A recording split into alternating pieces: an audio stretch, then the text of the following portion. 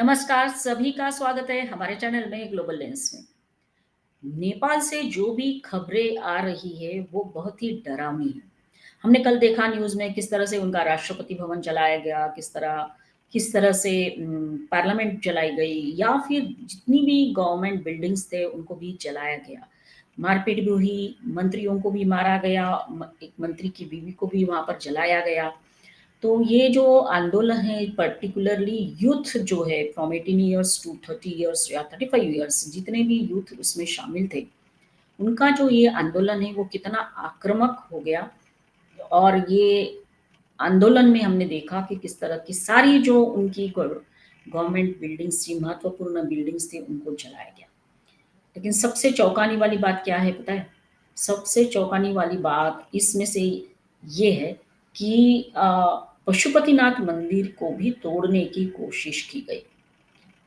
आश्चर्य की बात ये है कि नेपाल में ज़्यादातर हिंदू लोग रहते हैं और हिंदू लोग होने के बावजूद भी ये हुआ कि पशुपतिनाथ मंदिर के ऊपर भीड़ आक्रामक होते हुए अंदर घुसी और उसको तोड़ने की कोशिश की। तो मन में तो सवाल आता है कि कैसे कोई हिंदू जो है वो अपने ही देवता के स्थान को तोड़ सकते हैं। तो इसके पीछे कई और भी लोग हो सकते हैं और संभावना तो बिल्कुल है। क्यों ना संभावनाओं के बारे में हम बात करें, क्योंकि हमने देखा कि कैसे हमारे जो आजू-बाजू पड़ोस में जो देश है, वहाँ पर सत्ता परिवर्तन हुआ है। सत्ता परिवर्तन पाकिस्तान में हुआ जब इमरान खान प्रधानमंत्री थे और देखा कि रेजिम चेंज हो गया। फिर उसके बाद हमने श्रीलंका में भी देखा, फिर हमने बांग्लादेश में देखा कि किस तरह से आंदोलन आक्रामक होता गया और रेजिम चेंज हुआ। इसके पीछे यूएस का हाथ था, चाइना का हाथ था और पाकिस्तान का भी हाथ था। ये सारी चर्चा हमने सुनी और पढ़ी।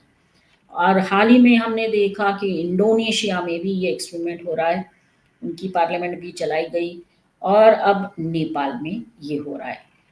करप्शन सबसे बड़ा रीज़न जो है वो है, नो डाउट, बट अभी तक तो हमने जो भी देखा, सुना या पढ़ा, उसमें से ये जो पशुपतिनाथ मंदिर के ऊपर आक्रामक होकर भिड़ गई है, वो चौंकाने वाली है। पशुपतिनाथ मंदिर नेपालियों के लिए भी इम्पोर्टेंट है और हमारे लिए भी इम्पोर्टेंट है, क्योंकि as Hindus we worship lord Pashupatinath और इसीलिए हमारा और नेपाल का एक आध्यात्मिक संबंध है, स्पिरिचुअल रिलेशनशिप है, not only because of Pashupatinath temple but Gautam Buddha की वजह से भी। लुम्बिनी में गौतम बुद्ध जी का जन्म स्थान है। तो ये जो मंदिर है, ये मंदिर काफ़ी पुराना है और ऐसा माना जाता है कि महाभारत काल में वहाँ पर भगवान शिव जो है, वो पशुपतिनाथ रूप में आए थे। अगर पशुपति का अर्थ निकालते हैं, तो पशु मतलब प्राणी और पति मतलब मालिक। मतलब सभी जानवरों के मालिक शिव है या फिर सभी जीवों के मालिक भगवान शिव है, तो इसीलिए पशुपतिनाथ है। या हम कह सकते हैं कि सभी जीवात्मा के जो भगवान है वो शिव जी है, पशुपतिनाथ। तो कहानी महाभारत में ऐसे बताई जाती है कि महाभारत का युद्ध खत्म हो गया था, जिसके बारे में मैं आपको बताना चाहूँगी। शायद बहुत सारे लोगों को ये कहानी मालूम हो, लेकिन जब हम इसके इम्पोर्टेंस के बारे में बात करते हैं, तो ये जानना बहुत ज़रूरी है, क्योंकि आज की स्थिति में इस मंदिर के ऊपर भीड़ का आक्रमण होना और उसको तोड़े जाने की कोशिश करना, ये बहुत चिंताजनक है। तो जैसे मैंने बताया कि नेपाल अध्यात्म की भूमि है और ये जो मंदिर है पशुपतिनाथ का, तो ये क्या स्टोरी क्या है महाभारत की? इसमें कई सारी पौराणिक कथाएँ हैं। इसमें से एक कहानी इस तरह के कुरुक्षेत्र की जो लड़ाई हुई थी, उसके बाद पांडव जो थे वो बहुत दुखी हो गए थे कि उन्होंने अपने बंधुओं की, अपने भाइयों, गुरु इनकी सबकी हत्या कर दी और अपने भाइयों को मारा और उनको बहुत पश्चाताप हो रहा था। एक तरह से गिल्ट महसूस हो रही थी और अपने आप को वो अपराधी महसूस कर रहे थे। तो खुद को दोष मुक्त करने के लिए वो शिव की खोज में निकल पड़े। ऐसी वहाँ से शुरुआत होती है कहानी की। और फिर भगवान शिव जो है वो नहीं चाहते थे कि इतना बड़ा उन्होंने जघन्य कांड किया है तो उनको इतनी आसानी से मुक्ति मिले। ले जब पांडव उनकी खोज में आ रहे थे और भगवान शिव ने देखा कि पांडव मेरे बहुत पास आ गए हैं, तो भगवान शिव ने अपना रूप बदल दिया, बैल के रूप में वो आ गए, बैल का रूप धारण किया उन्होंने और वहाँ से वो भागने की कोशिश करने लगे। लेकिन पांडवों के ध्यान में ये चीज़ आ गई थी कि जो बैल यहाँ से जा रहा है वो भगवान शिव है। उसको पकड़ने की कोशिश ये कर रहे थे और भीम जो है उन्होंने भगवान शिव जो बैल के रूप में थे उनकी पूँछ पकड़ ली। जैसे ही पूँछ पकड़ ली भगवान शिव जो है वो ज़मीन में लुप्त हो गए। लेकिन पूँछ पकड़ने की वजह से क्या हुआ कि उनका जो शरीर था उसके टुकड़े हो गए और अलग-अलग जगह पर जाकर वो गिरे। नेपाल में जो पशुपतिनाथ का मंदिर है, ऐसा माना जाता है कि भगवान शिव जी का मतलब बैल का मस्तक वहाँ पर गिरा। और इसीलिए इस मंदिर को बहुत विशेष माना जाता है, खास माना जाता है।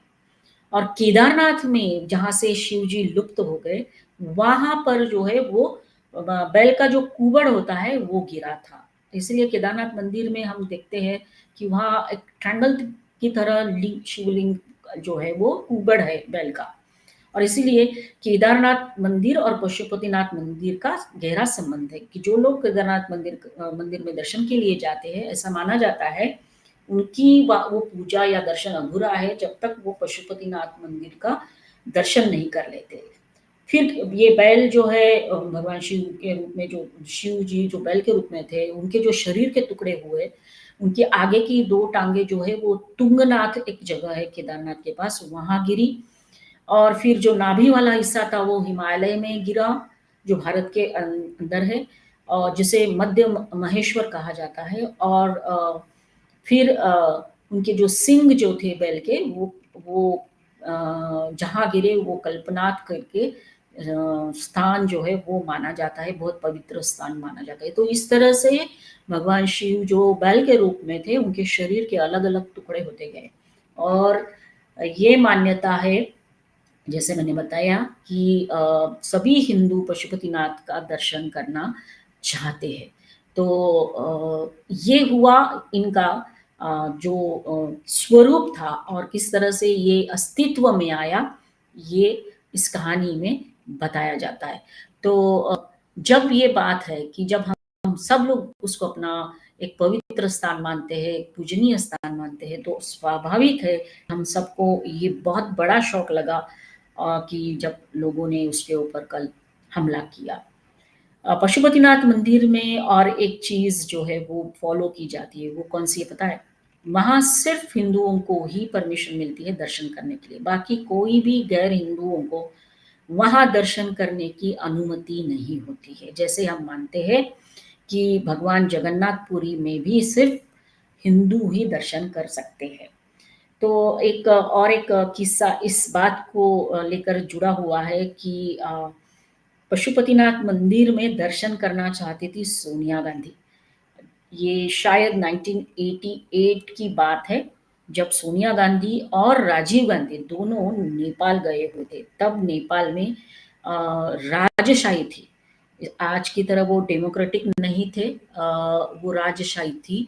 और जब राजीव गांधी और सोनिया गांधी नेपाल गए तो उनकी ऐसी इच्छा थी कि वो वहाँ जाए और पशुपतिनाथ मंदिर के दर्शन करें। लेकिन जैसे कि मैंने बताया वो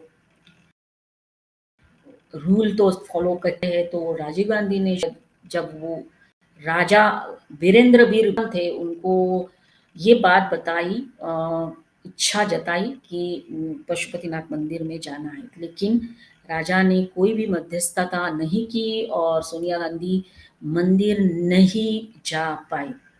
और ऐसा माना जाता है कि उसके बाद भारत और नेपाल के रिश्तों में खटास आ गई थी। इसका कारण ये है हम जान जैसे बताया जाता है क्योंकि सोनिया गांधी को परमिशन नहीं मिलती because she is a Christian, ईसाई मूल के होने के कारण उनको परमिशन नहीं। तो राजीव गांधी को ये अपमान लगा और सोनिया गांधी को भी ये बहुत ज़्यादा अपमान लगा और कहा जाता है इस अपमान को वो भूल नहीं पाई और उसके कुछ ही समय बाद भारत ने नेपाल पर नाकाबंदी लगा दी थी। अ, और इस फैसले के पीछे यही कारण माना जाता है कि सोनिया गांधी को मंदिर में एंट्री नहीं दी गई थी। तो ये बात हुई कि कैसे पशुपतिनाथ मंदिर जो है सभी हिंदुओं के लिए एक पवित्र स्थान है और सभी जन उसकी पूजा करते हैं, मानते हैं।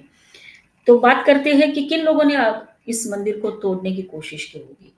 जब से ये खबरें आ रही है और इसको फॉलो कर रहे हैं तो काफ़ी सारे चैनल्स पर, काफ़ी सारे न्यूज़ पर ये डाउट्स लिए जा रहे हैं कि शायद इसके पीछे आईएसआई और लश्कर-ए-तैयबा ये हो सकते हैं, क्योंकि अ, नेपाल अब एक तरह से लेबोरेटरी बन गया है क्या, ये भी एक क्वेश्चन मार्क है। रेजिम चेंज करने के लिए भी या फिर जिस तरह के एक्सपेरिमेंट्स हमारे आजू-बाजू के देश में हुए, यूएस उसमें था, चाइना इन्वॉल्व था, पाकिस्तान इन्वॉल्व था, आईएसआई इन्वॉल्व था। ये सारे लोग जो इन्वॉल्व थे, क्या वही लोग अब नेपाल को भी टारगेट कर रहे हैं और नेपाल से भारत को एक वार्निंग दे रहे हैं कि देखो भाई, हम आपके बहुत करीब आ चुके हैं, ये आग अब आपको भी लग सकती है। तो भारत को सतर्क रहना बहुत ज़रूरी है और पर्टिकुलरली हम लोगों को सतर्क रहना चाहिए, अवेयरनेस क्रिएट करना चाहिए कि देखिए ये अब वहाँ पर पशुपतिनाथ मंदिर को टारगेट कर रहे हैं। तो भारत में तो हम देखते ही है कि अभी गणपति विसर्जन के दौरान कई सारी जगहों पर गणपति प्रोसेशन के ऊपर पत्थर फेंके गए। वडोदरा में तो अंडे फेंके गए थे। तो ये तो भारत में ऐसा होता ही नहीं कि प्रोसेशन में बहुत ही शांतिपूर्ण हो गया सब जगह पे। मतलब हमको हमारे ही देश में हिंदुओं के ही फेस्टिवल पर इस तरह के जो पत्थरबाजी होती है, वो देखते हुए सोचने वाली बात है सबको कि आगे क्या-क्या खतरे हमारे सामने खड़े हैं। तो इसलिए हमको एकजुट रहना पड़ेगा और मोदी जी ने और योगी जी ने बीच में एक नारा लगाया था, बटेंगे तो कटेंगे। तो आज की बात इतनी ही। आशा है कि मुझे आपको आज का ये वीडियो अच्छा लगा होगा। अच्छा लगा हो तो ज़रूर लाइक करिए, कमेंट करिए, शेयर करिए और जिन्होंने हमारा चैनल सब्सक्राइब नहीं किया है, वो ज़रूर सब्सक्राइब कर लीजिए। अगले वीडियो में फिर मिलेंगे नए टॉपिक के साथ। तब तक के लिए धन्यवाद। जय हिंद।